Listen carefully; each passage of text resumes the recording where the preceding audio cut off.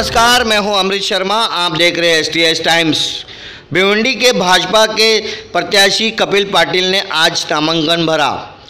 भिवंडी के सेना भवन से लेकर शिवाजी पुतले को पुष्पमाला पहनाकर सैकड़ों की संख्या में महायुति और कपिल पाटिल के समर्थकों का जन सैलाब देखने को मिला।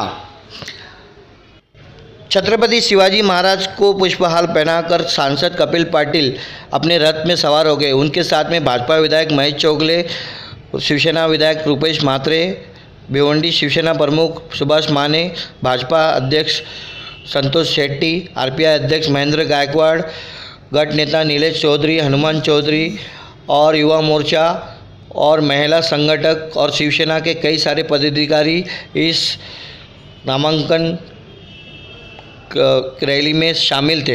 आइए देखते हैं STS टाइम्स की एक रिपोर्ट।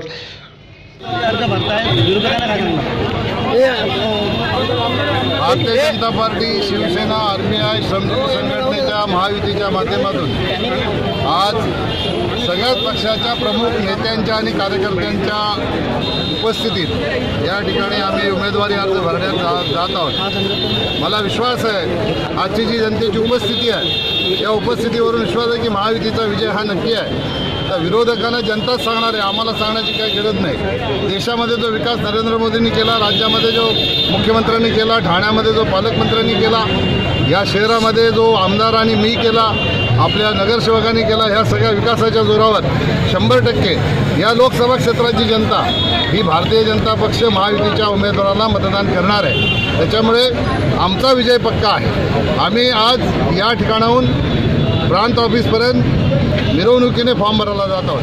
खऱ्या अर्थाने आज फॉर्म भरण्याची मिरवणुकी आहे, परंतु आमच्या कार्यकर्त्यांमध्ये महायुतीचा उत्साह इतका आहे की ही आमच्या विजयाचीच मिरवणूक आहे। अशा प्रकारची परिस्थिती आज आपल्याला बघायला मिळत आहे। कपिल पाटिल आगे बढ़ो।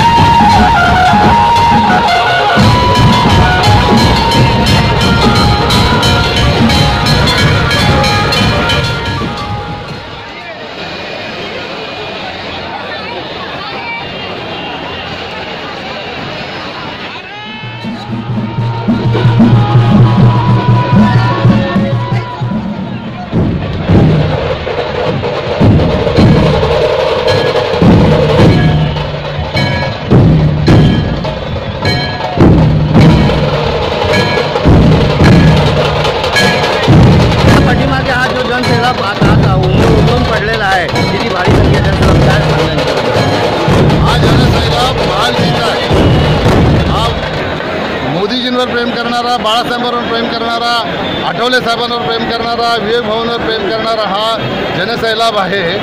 आज ही फक्त झलक आहे, बाकी आता सगळं पिक्चर बाकी आहे। त्यामुळे येणाऱ्या दिवसामध्ये जसं जसं निवडणूक पुढे सरकेल तसं तुम्हाला महायुतीचा जलवा बघायला मिळेल।